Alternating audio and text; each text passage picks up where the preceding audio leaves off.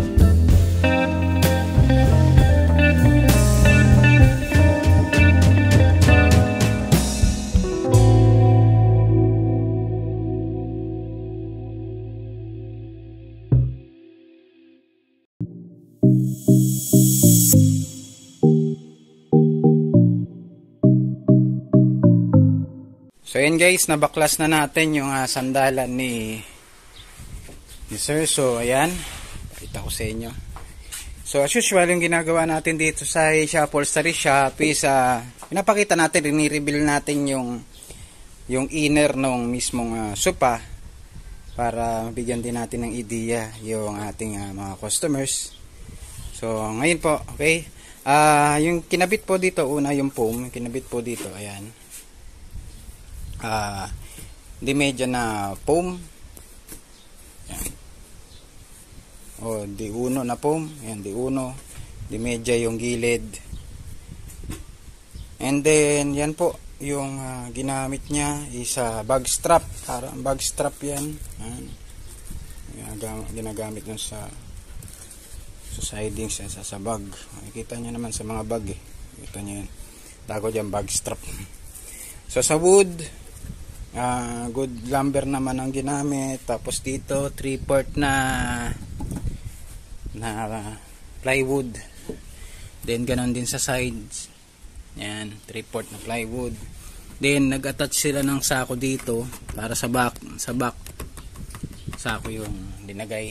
And then so yan yung kabuuan. Sa ibabaw, ito po, naglagay din sila dito ng fiber peel para pag sinuot po yung mismong upuan, magdudulas siya. Yan guys, okay. So yan po, unang-una yan, ordinary yung foam, kaya pala nag-sag din kagad o lumaglag yung foam nya. So yan, makikita nyo naman eh. Yan. So yan po, Magic S1 yung ginamit. So I'm not against naman po sa S1 pero syempre kung nagtitipid sa materials talaga yung gagawa o yung nagpapagawa, syempre ito po talaga yung kakabit. Kasi sa totoo lang guys, medyo mahal talaga, o medyo hindi lang medyo, mahal talaga ngayon ang materials. Kaya pag medyo mataas yung quotation sa inyo, ay tanong nyo na rin kung ano ilalagay. Wag muna mura, kasi mura talaga, medyo hindi rin maganda yung makakabit. Next, ito po yung sandalan na binaklas natin. Unang-una, quality check muna natin leather na ginamit. So bakit nga pala nagganito, bakit naging ganito yung leather, so bakit nga ba? Unang-una po sa leather, ang tawag po namin dito is yung consignment o yung Taiwan leather. Taiwan leather talagang mura ang per yarda nito. So kita mo naman kaya mura, ganon nangyari. And then may Gina cover. And then sa Lazy Boy po kasi, bukod dun sa nakalagay dito sa sandalan niya, may additional na nakalagay pa po dito sa mismong kutsyon niya, sa mismong leather niya. So pag binaligtad natin, yan po. So meron po dito dalawang media na S1 foam and then fiber peel. So yun, fiber peel, yun lang. So yung fiber peel po niya, kapal niya, media to. O na-compress pa siya kaya medyo namipis. And then yan. Ayun lang po yung ano niya. So ito po yung fiber peel sa mga gustong malaman yan. Para siyang bulak. Sa Lazy Boy kaya po siya nagiging mas komportable, mas malambot dahil dito sa fiber peel na kinakabit natin. Okay? So ano ba yung plano namin dito? So unang-una, based dun sa quotation namin kay Sir, ang papalitan lang natin dito is yung cover. Pero since nakita namin yung mismong ano niya, ayan, yung mismong fabric po niya, ito po yung fabric niya, nakita namin wala siyang additional na tri-coat. So bigyan ko kayo ng idea ano yung tri-coat, no? So pakita ko na muna sa inyo yung yung fabric na gagamitin, napili ni Sir. Okay? Tara.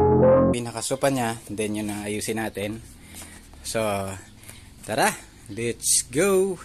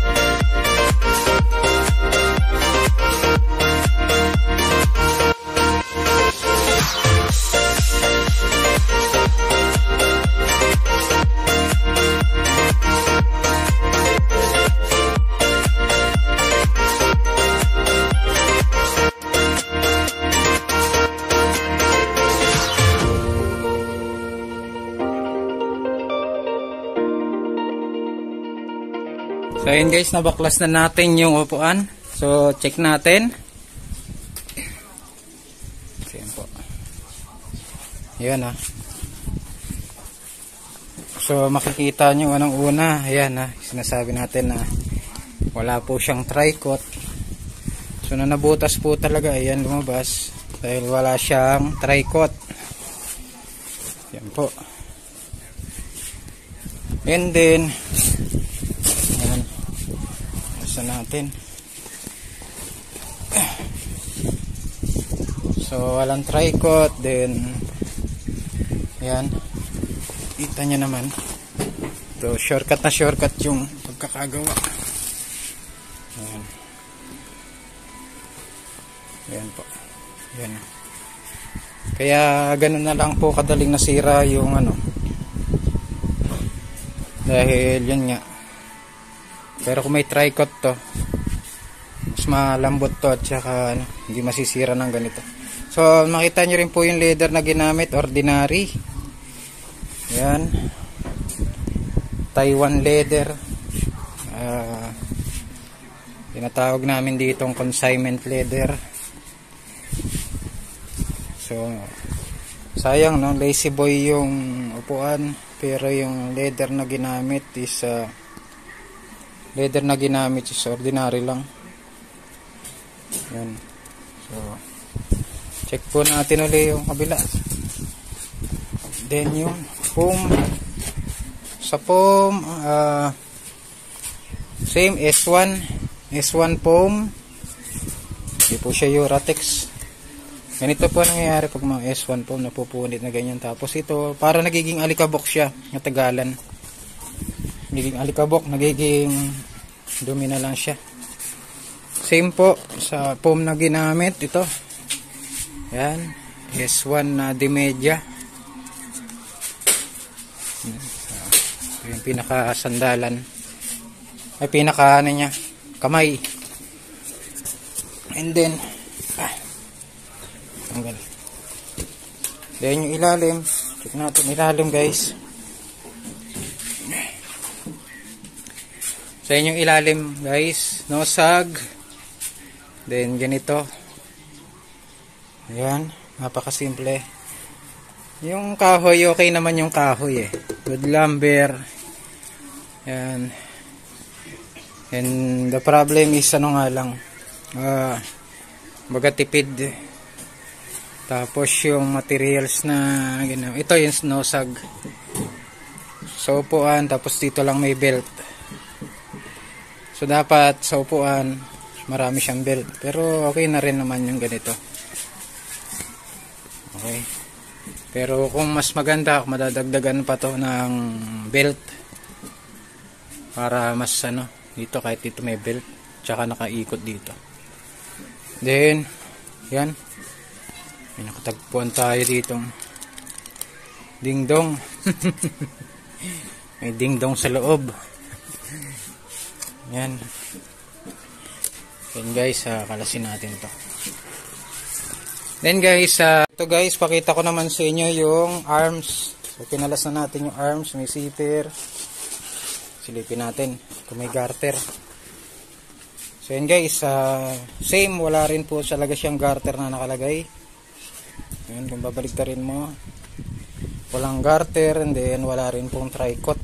Ayan po, walang garter na naka-attach. Dapat po may garter yan, paikot na ganun dito. Pero since tipid po yung ano, so wala rin po siyang garter. Same yung ginamit na po, S1, may fiber fill. So ayan guys, so okay, tara, let's go. So ngayon guys, lilinisin naman natin ngayon yung bakal. Ayan yung mismong mechanism nung aiming nung lazy boy. So ayan guys, so ayan. Lilinisin natin, pupunasan din, nalagyan na lang since okay pa naman yung ano niya, yung frame niya. Ayan, bago pa yung frame So konting linis na lang to guys. So tara, let's go.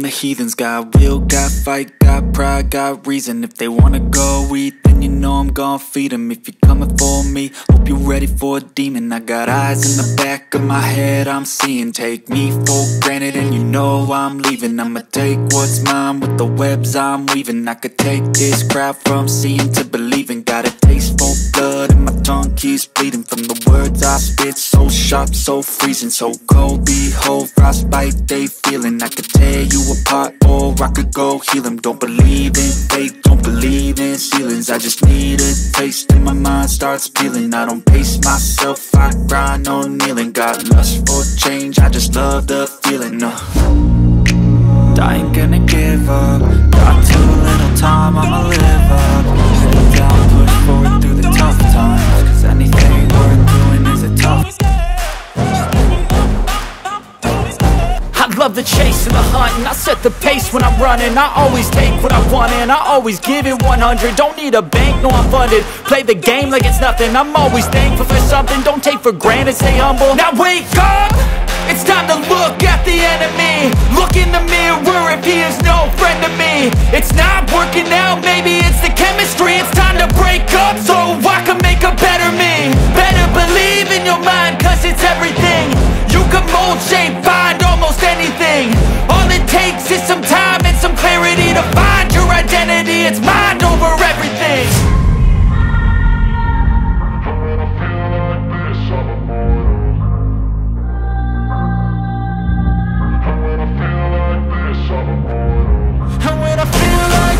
I'm immortal. When I feel like this, I'm immortal. When I feel like this, I'm immortal. When I feel like this, I'm immortal. Don't be scared. Just open up. Don't be scared.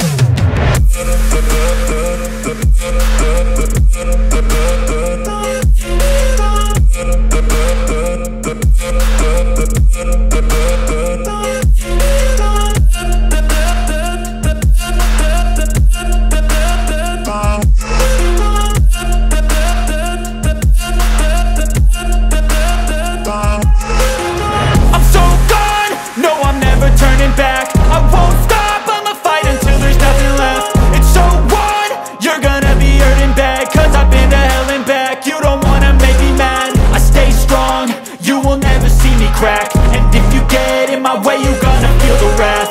Gotta say it to my face while he's looking back. Mirror breaks after math. When I hate, I attack.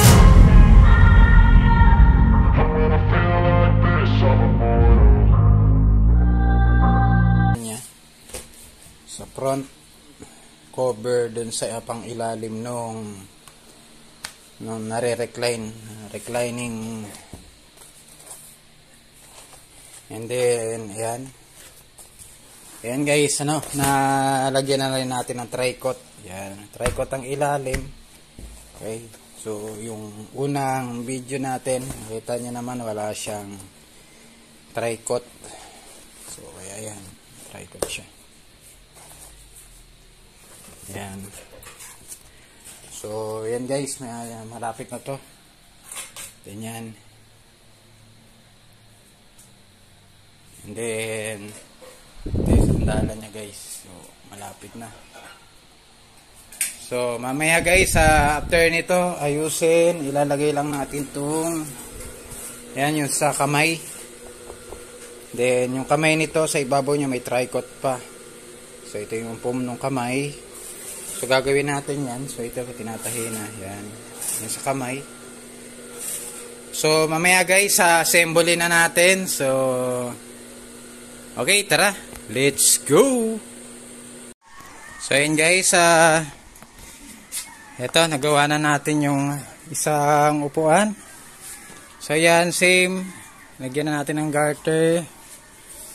Yan. And then, dito, ilalagay na lang natin yung pinaka-switch nya para mag-recline yung recline yung mismong kuha natin yung ating lazy boy. Yan, yung design. And then, naglagay tayo ng foam dito guys. Nagdagdag tayo ng foam. Tsaka fiber peel. Kaya, papapansin nyo, medyo, siya, Hindi lang medyo, lumubot, nag-expand talaga siya. Ganito yung likod. Guys. So, checking po ng sidings. Yan. Tapos ito yung ano niya. Ang kakabit dun sa mismong ano. Then, nandito na rin po. So, kakabit na lang natin. Dito na yung mechanic ano niya. Yan. Guys. Yan. So, okay guys. Gawin na natin to. Set up na natin. Let's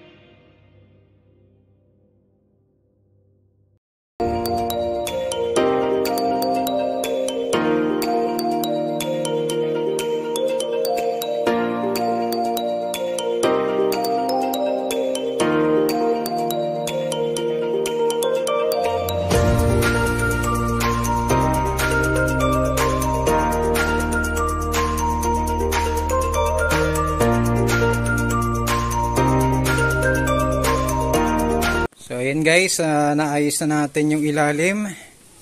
Yan, i-set na natin. So yan, nakita nyo naman po, lapat na lapat siya doon sa Gina cover. Ayan, batak na batak siya. Ayan po. So pulido yung pagkakagawa, and then may Gina cover din dito sa taas, perfectly attached. And then yung velcro, okay. And then siya nga pala guys, so dito maraming nalilito, maraming nagtatanong. Then sabi nila paano daw i-attach yung lock o magpalit ng ganito. So ito guys, hindi ko pa talaga to linak, tornilyo, hindi ko pa tinornilyo. Pakita ko lang guys. So normally yung iba nag-i-stack up daw yung lazy boy nila. So ayan guys. So ito yung pinaka-mechanism niya dyan guys. Yung may attach, if in case nag-lock guys, yung iba hindi na pipindot na dito. So ang gagawin nyo lang dyan guys, kung nag-stack up, angat nyo lang to. Guys, balik ko lang guys. Okay.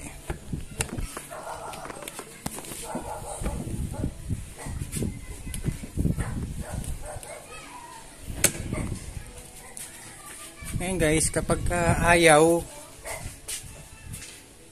so itong part na to, okay, ikot lang, pram lock, ito, kunin itong tubo na to, itong angle bar na to, flat bar, angat nyo lang to ng paganon guys, kapag nag-stack up.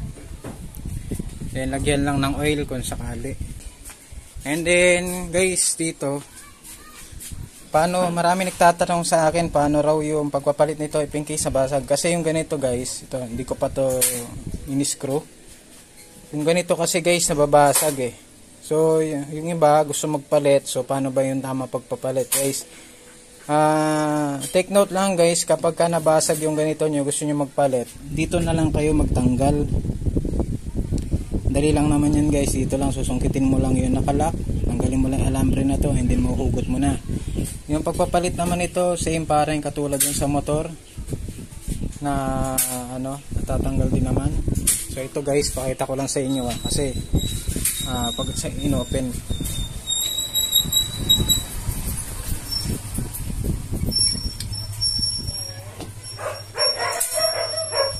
ayan guys, so yung ganito, ayan po, so parang sa motor lang din, natatanggal mo naman ganyan. So madali lang tanggalin yung lock nito. So once na natanggal nyo na yung lock dito, dito nyo lang tanggalin, huwag nyo nang kalasin dito. Kasi pagka binaligtad mo yan guys, ito yan, pag dito nyo kinalas, medyo mahirap pa kayo magkalas dyan eh, kasi medyo mahirap. And then ito yung kinakawitan niya. Adjustment naman yan, 3 butas. Kung medyo mahigpit yung pag-open, pag-ihila dito, so na-adjust na yan dito guys. Yung iba kasi natanggal nila, hirap sila kung paano ikabit. So yan lang guys yun. Pwede mong i-attach. Yan. From dun. Okay. So yan. So ganun lang kadali guys. Then checking uli. Yan.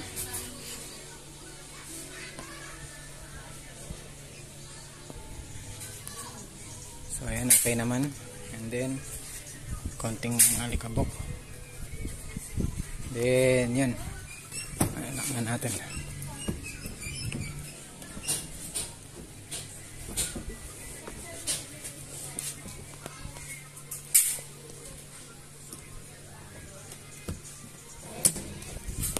Okay guys, so okay, tornilyo na natin to guys, tapusin natin to.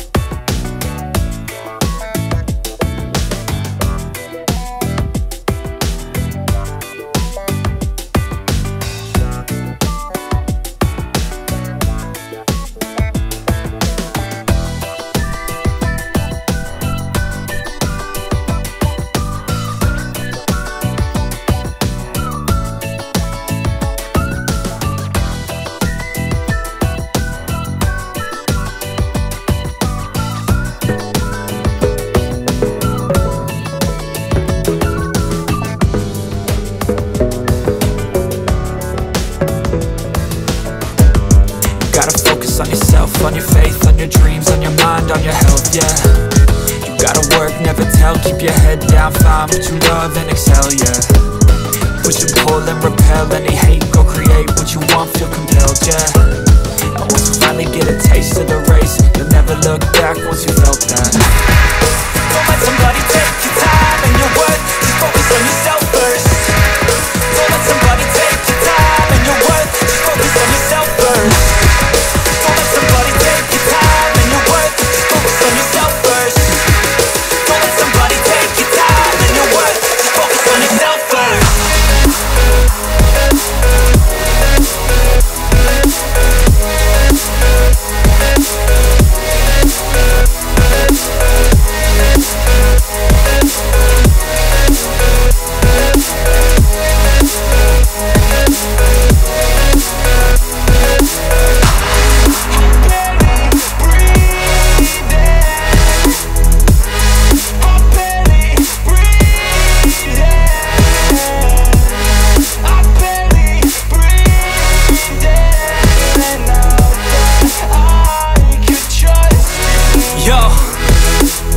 Think about others way before myself, yeah. I guess that's why I feel like I go through hell, damn. Wasting time on your dreams instead of mine, yeah. About to turn this franchise around on a dime, man. It's all about finding your right state of mind. It's all about turning the worst into fine. It's all about time and the work and the climb. From the thirst we will rise, I'm immersed in this life. Don't let somebody take your time and your worth, just focus on yourself first. Don't let somebody take your time and your worth, just focus on yourself first. Don't let somebody take your time and your worth, just focus on yourself first. Don't let somebody take your time and your worth, just focus on yourself first.